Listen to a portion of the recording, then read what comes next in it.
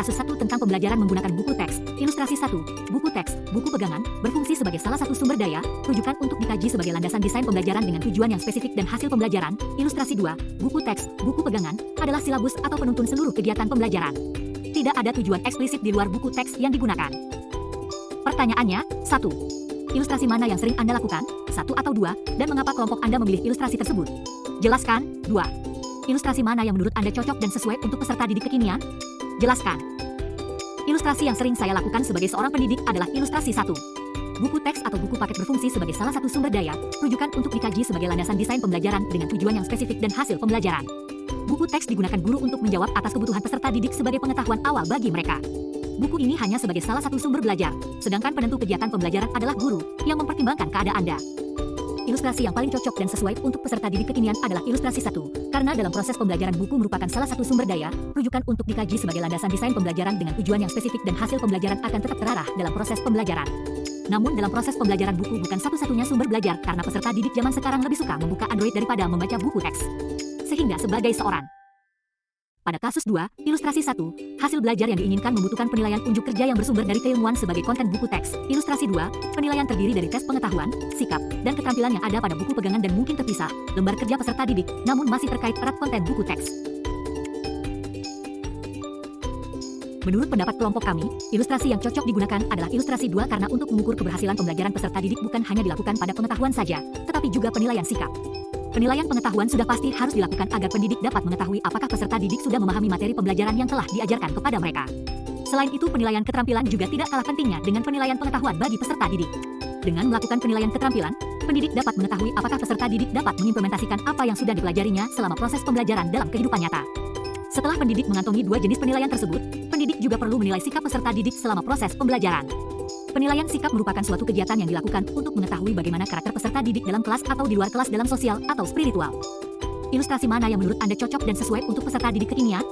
Jelaskan. Ilustrasi yang cocok dan sesuai untuk peserta didik kekinian yaitu ilustrasi 2. Hal ini sesuai dengan isi standar penilaian yang termuat di dalam rumusan Perkemendikbud nomor 23 tahun 2016 menyatakan bahwa aspek yang menjadi objek penilaian pada jenjang pendidikan dasar dan menengah meliputi aspek sikap, pengetahuan dan keterampilan. Penilaian aspek sikap bertujuan untuk mendapatkan informasi deskriptif tentang sikap atau perilaku peserta didik. Penilaian aspek pengetahuan bertujuan untuk mengukur tingkat penugasan peserta didik terhadap pengetahuan yang diberikan.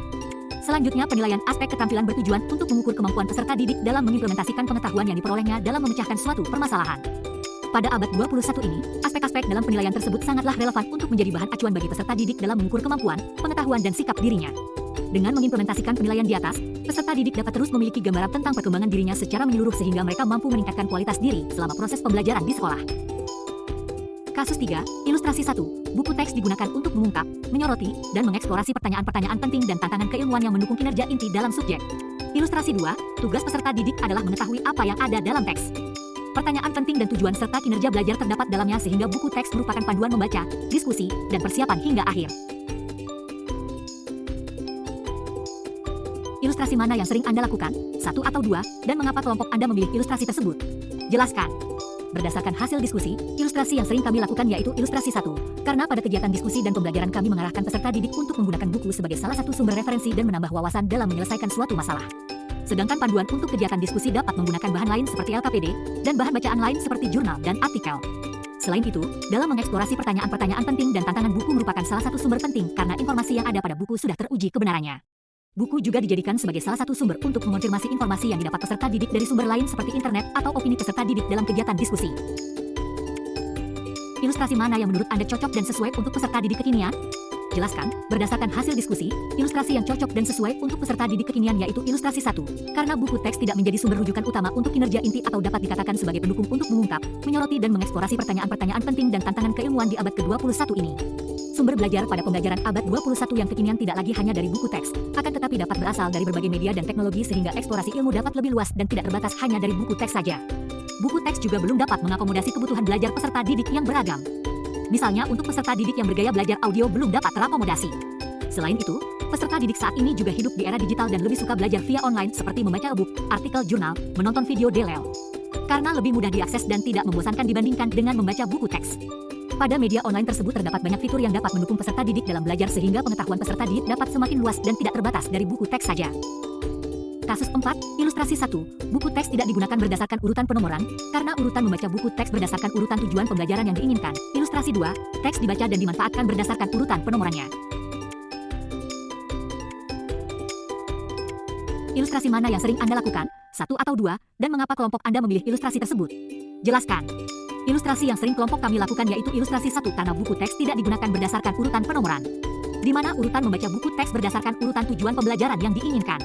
Hal ini dikarenakan dalam penggunaan buku teks sebagai media pembelajaran, guru akan lebih fokus pada materi yang akan disampaikan pada saat proses pembelajaran. Guru menggunakan buku teks sesuai dengan tujuan pembelajaran yang telah ditetapkan, bukan terfokus pada urutan penomoran buku teks. Sebagai contoh, guru ingin mengajarkan materi virus, maka guru akan mencari mengenai materi virus dalam buku teks sebagai referensi dalam proses pembelajaran untuk mencapai tujuan pembelajaran yang diinginkan. Ilustrasi mana yang menurut Anda cocok dan sesuai untuk peserta didik kekinian? Jelaskan. Menurut kelompok kami, ilustrasi yang cocok digunakan dan sesuai untuk peserta didik kekinian yaitu ilustrasi 1. Karena buku teks tidak digunakan berdasarkan urutan penomoran. Karena urutan buku teks berdasarkan urutan tujuan pembelajaran yang diinginkan. Buku teks sekarang pada umumnya hampir tidak menggunakan nomor atau kalau mau pakai maksimal 2 digit. Bila lebih dari 2 digit, buku tersebut akan terlihat seperti buku ilmiah murni, skripsi, tesis, disertasi atau artikel jurnal, dan bukan buku teks atau ilmiah populer. Untuk mengurangi deretan nomor, pointers, daftar, dan sebagainya, kita gunakan paragraf dalam menjelaskan setiap nomor atau pointers. Kita pastikan bahwa buku teks memberikan informasi lengkap setiap aspek yang dibahas berdasarkan urutan narasi, bukan hanya poin-poinnya saja. Oleh karena itu, dalam urutan membaca buku teks lebih berfokus pada tujuan pembelajaran yang diinginkan, bukan berdasarkan urutan penomoran. Kasus 5, ilustrasi 1. Buku teks ini adalah salah satu sumber daya dan rujukan di antara banyaknya sumber belajar. Buku pegangan termasuk sebagian materi dan umumnya hanya digunakan untuk merangkum ide-ide penting dan sebagai landasan memecahkan masalah dan dukungan argumen penting. Ilustrasi 2. Buku teks sumber primer dan bahan sumber lainnya jarang digunakan, misal tidak menggunakan media massa, media sosial, DLL. Ringkasan dan konten buku teks diambil sebagai kegiatan untuk dipelajari, didalami, dieksplorasi, diuji, dan dikritik.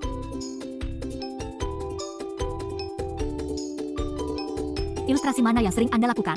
1 atau 2, dan mengapa kelompok Anda memilih ilustrasi tersebut? Jelaskan. Berdasarkan hasil diskusi kelompok, ilustrasi yang sering digunakan adalah ilustrasi 1. Selain buku teks, masih banyak sumber belajar lain yang dapat digunakan untuk merangkum ide-ide penting, sebagai landasan memecahkan masalah, dan dukungan argumen penting, misalnya bersumber dari jurnal hasil penelitian, artikel ilmiah, e-book maupun sumber lain dari internet. Selain lebih praktis, penggunaan berbagai sumber dari internet juga jauh lebih murah daripada harus membeli buku teks dari penerbit. Ilustrasi mana yang menurut Anda cocok dan sesuai untuk peserta didik kekinian? Jelaskan. Ilustrasi yang cocok dan sesuai untuk peserta didik saat ini adalah ilustrasi 01. Hal ini dikarenakan peserta didik generasi Z di mana mereka tidak dapat terlepas dari ponsel. Mereka lebih suka belajar dari berbagai sumber yang ada di ponsel mereka, misalnya melalui media sosial, e-book, video YouTube, DLL. Dengan banyaknya sumber belajar selain buku teks, mereka dapat lebih leluasa dalam mengeksplor pengetahuan dan keterampilan mereka. Hal ini diharapkan dapat meningkatkan kreativitas dan kemampuan berpikir kritis peserta didik zaman sekarang. Kami akan menjelaskan implementasi pembelajaran dalam UBD, yaitu kegiatan 2 aktivitas pembelajaran.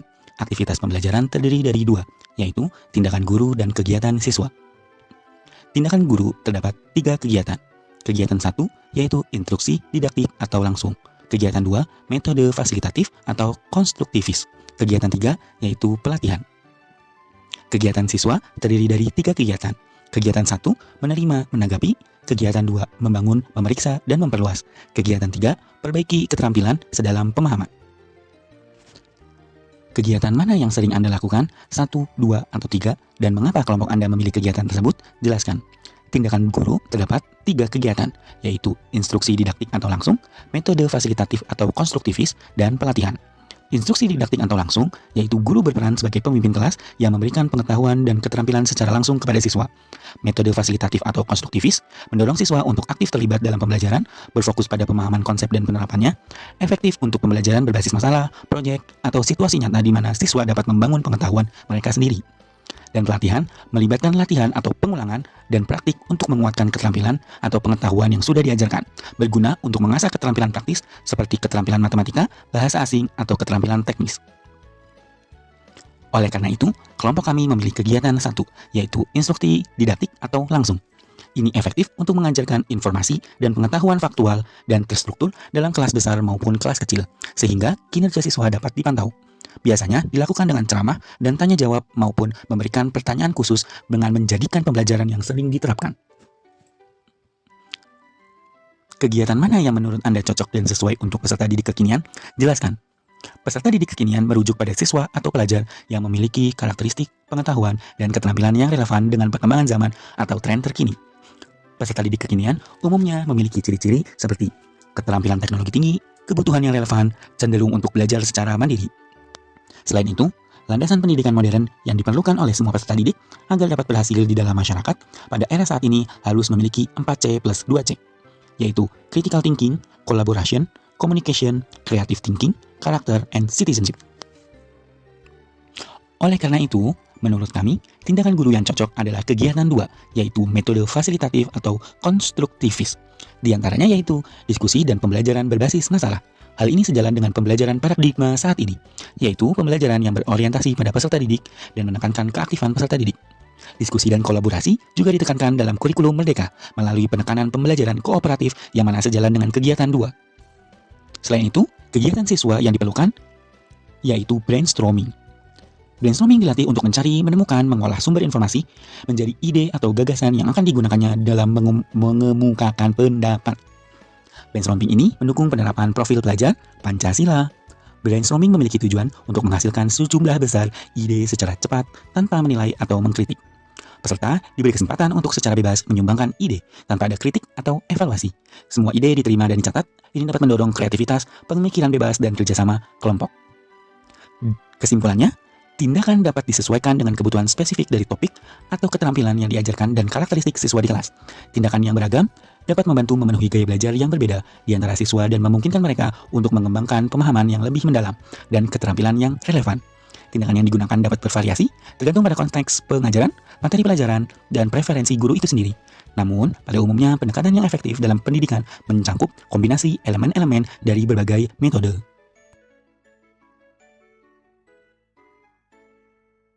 Pembelajaran langsung dan pembelajaran terbimbing by kelompok 4. Pembelajaran langsung dan pembelajaran terbimbing, pembelajaran langsung kegiatan A dan kegiatan pembinaan kegiatan B memiliki perbedaan yang signifikan dalam hal karakteristik dan tujuannya. Kegiatan A berfokus pada penyampaian fakta dan konsep secara langsung kepada siswa, sedangkan kegiatan B berfokus pada pengembangan keterampilan dan pemahaman siswa. 1. Kegiatan mana yang sering Anda lakukan A atau B dan mengapa kelompok Anda memilih kegiatan tersebut? Jelaskan. Kegiatan B lebih sering kami lakukan dalam pembelajaran IPA di SMP karena memiliki beberapa keunggulan dibandingkan kegiatan A, yaitu kegiatan B memberikan kesempatan bagi siswa untuk terlibat secara aktif dalam pembelajaran yang sesuai dengan karakteristik siswa SMP dengan rasa ingin tahu dan keinginan keterlibatan yang tinggi. Kegiatan B lebih efektif dalam mengembangkan keterampilan dan pemahaman siswa yang mampu membuat siswa lebih aktif dalam berpikir dan memecahkan masalah. Contoh kegiatan pembinaan yang dapat dilakukan dalam pembelajaran IPA di SMP. 1. Percobaan. 2. Diskusi. 3. Proyek. Apa manfaat dari kegiatan pembinaan? 1. Mempermudah memahami konsep dan prinsip IPA secara mendalam. 2. Mengembangkan keterampilan berpikir kritis dan pemecahan masalah. 3. Mengembangkan keterampilan berkomunikasi dan bekerja sama. 4. Menerapkan pengetahuan IPA dalam kehidupan sehari-hari. 2. Kegiatan mana yang menurut Anda cocok dan sesuai untuk peserta didik kekinian? Jelaskan.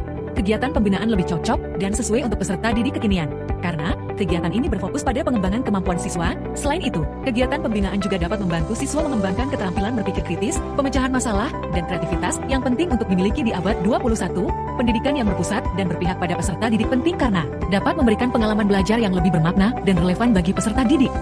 Contoh kegiatan pembinaan yang dapat diterapkan dalam pembelajaran IPA di FCMPEU. 1. Percobaan eksperimen. Percobaan merupakan kegiatan pembinaan yang paling efektif untuk mengajarkan konsep dan prinsip IPA melalui percobaan. Siswa dapat melihat langsung bagaimana konsep dan prinsip IPA bekerja di dunia nyata. 2. Diskusi. Diskusi dapat membantu siswa mengembangkan keterampilan berpikir kritis dan pemecahan masalah melalui diskusi. Siswa dapat bertukar pikiran dan saling memberikan argumen untuk memecahkan masalah. 3. Proyek. Proyek dapat membantu siswa mengembangkan keterampilan berpikir kreatif dan inovatif melalui proyek. Siswa dapat belajar dengan cara mengeksplorasi dan menemukan sendiri jawaban atas pertanyaan mereka. Hal yang harus diperhatikan guru dalam menerapkan kegiatan pembinaan, kebutuhan dan minat peserta didik. Guru perlu memahami kebutuhan dan minat peserta didik untuk dapat merancang kegiatan pembinaan yang tepat. Keterampilan dan pengetahuan peserta didik. Guru perlu menyesuaikan kegiatan pembinaan dengan keterampilan dan pengetahuan peserta didik. Alokasi waktu. Guru perlu merencanakan alokasi waktu yang cukup untuk pelaksanaan kegiatan pembinaan. Sarana dan prasarana. Guru perlu menyiapkan sarana dan prasarana yang diperlukan untuk pelaksanaan kegiatan pembinaan. Kesimpulan, kegiatan B lebih sering kami lakukan dalam pembelajaran IPA di SMP. Kegiatan ini lebih sesuai dengan karakteristik siswa SMP dan lebih efektif dalam mengembangkan keterampilan dan pemahaman siswa dengan menerapkan kegiatan pembinaan yang tepat. Guru dapat memberikan pengalaman belajar yang lebih bermakna dan relevan bagi peserta didik.